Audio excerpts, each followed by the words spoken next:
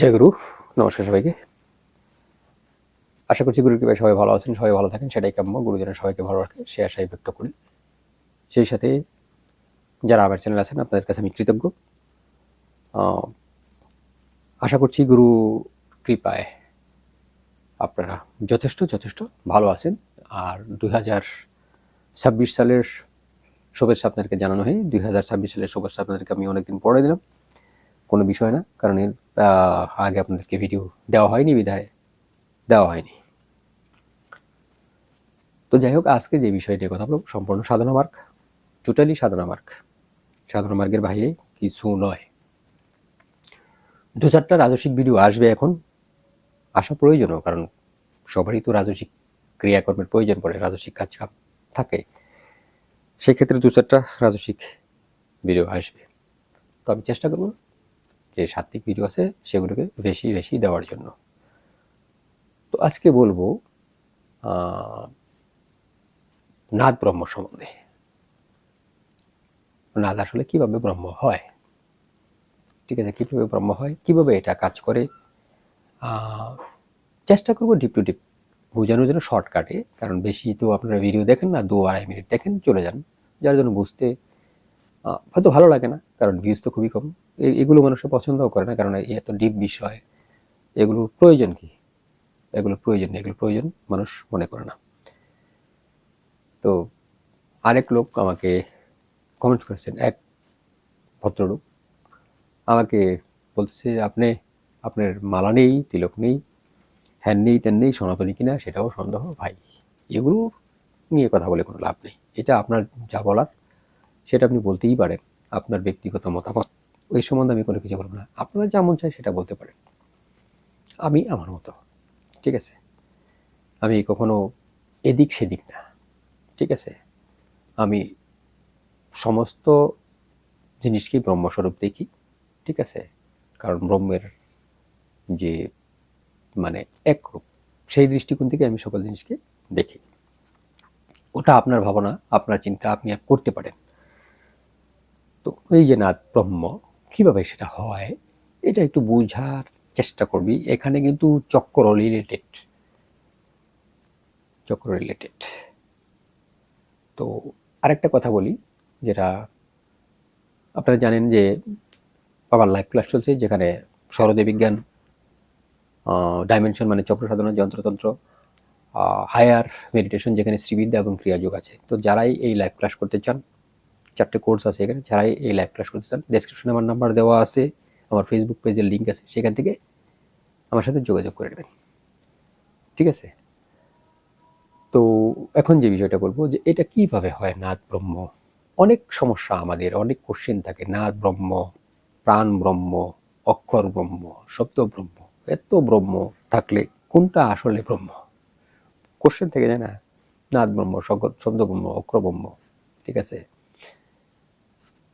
তো এই ব্যাপারে আমি একটা লাইন লিখেছিলাম কয়েকটা, যাই হোক সেটা পরে কখনো বলবো। তো একটু বুঝি বিষয়টা কিরকম।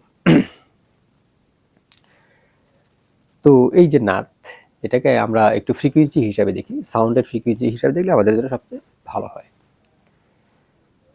তো এটাকে সহজভাবে বোঝার জন্য সাউন্ডের যে ফ্রিকুয়েন্সি আছে সেই হিসাবে আমরা ধরে নিই। তো আমি যদি বলি নিজের, ধরেন বোন আছে সামনে, ওটাকে বললাম যে ভাত দাও, বোনকে বললাম বোন ভাত দে, ভাত চাইলাম বোনের কাছে, বোন ভাত দে। আবার একটু সাউন্ড আর একটু লাউড করে বললাম বোন ভাত দে, একটু জোরে। 3 নাম্বারটা চেঁচিয়ে বললাম বোন ভাত দে। একটা কথাকে 3টা রূপে বললাম, ঠিক আছে। তো 3টা রূপে বলার পর এই কথার ভিতরে কিন্তু 17 গুণ ঢুকিয়ে আছে, বিশ্লেষণ করবে সময় লাগবে। একটা বিষয় গেল, আমরা যখন কোনো গান শুনি, তো বিষয়টা হলো এরকম যে যখন গান শুনি সেটা আমাদের কাছে খুব ভালো লাগে, আর সবার কাছে সব গান ভালোও লাগে না, এটাও একটা বিষয়। তো গানটা কিভাবে তৈরি হয়, গানটা প্রথমত আমরা চিন্তা করি, চিন্তা করার পরবর্তীতে সেটাকে আমরা মানে রাইট ডাউন করি, লিখি, তার পরবর্তীতে সেটা ভাষা আকারে প্রকাশ করি, তারপরে সেটাকে সুর দেওয়া হয়, তারপরে সেটাকে আরো ইনস্ট্রুমেন্ট দিয়ে সাউন্ড দেওয়া হয়। একটু ভালো করে বুঝে নিই। যখন গানটা লেখা হলো, আমি যদি আমি যে কথা বলতেছি এই কথা বলার ন্যায় সেই গানটা আপনার সামনে বলি, আপনি শুনবেন? আপনার কেউ শুনবেন? দর্শক থাকবে? থাকবে না তো, দর্শক থাকবে না। কিন্তু এই যে ভাষাটা, এই যে লেখাটা, এটাকে আমি যখন নর্মালভাবে বললাম, এখন যেরকম আমি কথা বলছি আপনাদের সামনে, ক্যামেরার সামনে, তখন কেউ থাকলো না, স্টেজে কোনো লোক থাকলো না, ঠিক আছে? বা যদি মিউজিক ছাড়া গাই, সামনে কোনো লোক থাকবে না, সামনে কোনো লোকই থাকবে না, বলবে কি বলছে। কিন্তু এটাকে যখন সুর প্রয়োগ করা হয়, এটার ভেতরে যখন সুর দেওয়া হয়, তখন কিন্তু আশেপাশের লোকগুলা বসে বসে শুনবে যে গানটা কত সুন্দর। এটা কেন এরকম হলো? আমি তো একই কথা বললাম, কিন্তু একটা সুর দিলাম, একটা সুর ছাড়া দিলাম, তখন আপনারা কেউ শুনলেন না। যখনই সুর দিলাম, তখন কেন লোকগুলো বসে বসে শুনলো? কারণটা কি? এটা একটা কারণ। যখন এর ভিতরে মিউজিক দেওয়া হলো, তখন আরো বেশি জনপ্রিয় হলো, আরো বেশি মানে মানুষকে আকর্ষণ করলো। এটা কেন?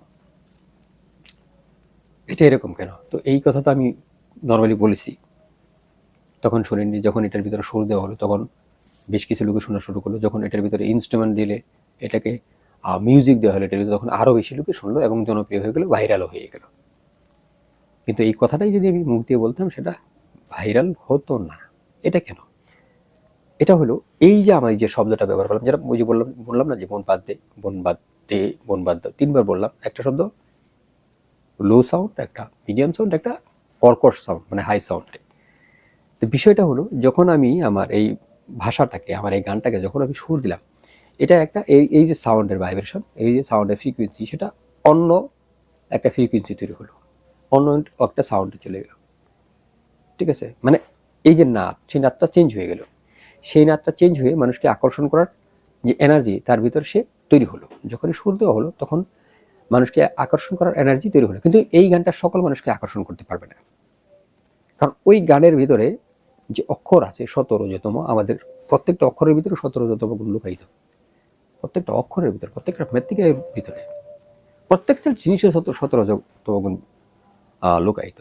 তো সেই গানটার ভিতরে কোন ধরনের ওয়ার্ড বা কোন ধরনের শব্দ বা কোন ধরনের অক্ষর বেশি ব্যবহার করা হয়েছে, ঠিক আছে, সেটা সেই অক্ষরের, মানে সেই গানের ভিতরে শতগুণী অক্ষর বেশি না রজগুণী অক্ষর বেশি না তমগুণী অক্ষর বেশি, কিংবা শতগুণী ওয়ার্ড শব্দ বেশি বা রজগুণী শব্দ বেশি বা তমগুণী শব্দ বেশি, তার উপরে নির্ভর করে সেই গানটা মানুষকে অ্যাট্রাক্ট করবে। এখন সেটার ভিতরে যদি শতগুণী শব্দ বেশি থাকে বা শতগুণী অক্ষর বেশি থাকে, সেই গানটা শতগুণীর মানুষের যে শতগুণ, তাকে প্রভাবিত করবে, তাকে সে অ্যাট্রাক্ট করবে, কারণ মন্ত্রের ন্যায় সেটা কাজ করবে, কারণ তার ফ্রিকোয়েন্সি আলাদা।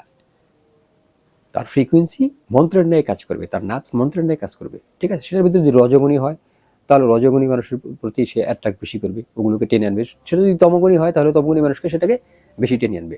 মানুষ তো পরের কথা, মানুষের যে শত রজতম 3টা গুণ আছে, তাকে সে অ্যাট্রাক্ট করবে, পরিপূর্ণ অ্যাট্রাক্ট করবে। তার যে ভাইব্রেশন, তার যে ফ্রিকোয়েন্সি, তার যে নাদ, সেটা সে মানে সেই নাদটা যদি শতগুণী বেশি হয়, তাহলে আপনার ভিতরে যে শতগুণ আছে তাকে সে অ্যাট্রাক্ট করবে। যদি রজগুণী হয়, আপনার ভিতরে যে রজগুণ আছে তাকে অ্যাট্রাক্ট করবে। যদি তমগুণী হয়, তাহলে আপনার ভিতরে যে তমগুণ আছে তাকে সে অ্যাট্রাক্ট করবে। এই হচ্ছে গানের কাজ, কিন্তু এটা আমরা বুঝি না। এটা আমাদের প্রবলেম। সেম থিং, আপনার ভিতরে যে নাদ আছে, 10টা নাদ আছে, সেটা চলতেছে। সেই 10টা নাদ কোথায়, কিভাবে আছে, কিভাবে বুঝবো? আমার যে প্রত্যেকটা চক্র আছে, আমাদের যে প্রত্যেকটা চক্রের যে দল আছে, মানে যে পাতা আছে, যে পদ্ম আছে, সে প্রত্যেকটা চক্রের পাতার পদ্মে সাউন্ড হচ্ছে, এগুলো নাদ। মূলাধারে একরকম সাউন্ড হচ্ছে, স্বাধিষ্ঠানে একরকম সাউন্ড হচ্ছে, মণিপুরে একরকম সাউন্ড হচ্ছে, অনাহতে একরকম সাউন্ড হচ্ছে, বিশুদ্ধি একরকম সাউন্ড হচ্ছে, আজ্ঞা একরকম সাউন্ড হচ্ছে, সহস্রার আরেক রকম সাউন্ড হচ্ছে। এই যে বিভিন্ন চক্রে বিভিন্ন আঙ্গিকে বিভিন্ন ভাবে যে সাউন্ডগুলো তৈরি হচ্ছে, এগুলো নাদ। এবং এই নাদের উপাসনা যে করে, তাকে নাদ উপাসক বলে। নাদের উপাসনাও আছে, এই জন্য নাদকে ব্রহ্ম বলা হয়। এই বিশাল ব্যাপার স্যাপার।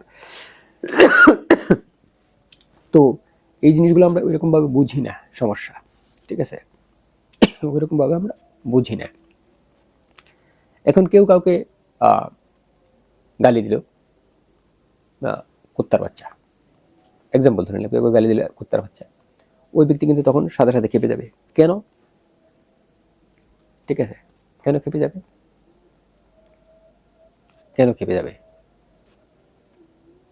ক্ষেপে এর জন্যই যে ওই যে মানে কুত্তার বাচ্চা যেটা বলা হলো, কুকুরের বাচ্চা ছানা বা কুত্তার বাচ্চা যাই বলে না কেন, যেটা বলা হলো, ওই কুকুরের ভিতরে তমগুণ বেশি, রজগুণ বেশি, সাত্ত্বিক গুণ তো তার ভিতরে নাই বললেই চলে, আছে সেটা সুপ্ত। ঠিক আছে, যখন এইভাবে গালি দেওয়া হলো ওই তমগুণটা মানে তৎক্ষণিক ওই ব্যক্তির উপরে অ্যাটাক করলো, তখন উনি খেপে যাবে। কিন্তু ওনাকে যদি বলা হয় যে তুমি একটা অরিজিনাল মানুষের বাচ্চা, ঠিক আছে, উনি কিন্তু শান্ত হবে, বলো না যে মানুষের বাচ্চা, মানুষ, এরকম যদি আপনি বলেন উনি শান্ত হবে, কারণ মানুষের ভিতরে শতগুণ বেশি কাজ করে। ঠিক আছে, বিষয়টা হলো এরকম, আপনি যে ওয়ার্ডটা বলবেন, ওয়ার্ডটা যে আপনি বলবেন সেটা কোন গুণের অধিকারী, ঠিক আছে, এটাই হচ্ছে নাদের খেলা, এটাই হচ্ছে নাদের খেলা। যাই হোক, আজকে এই পর্যন্তই। জয় গুরু, নমস্কার সবাই।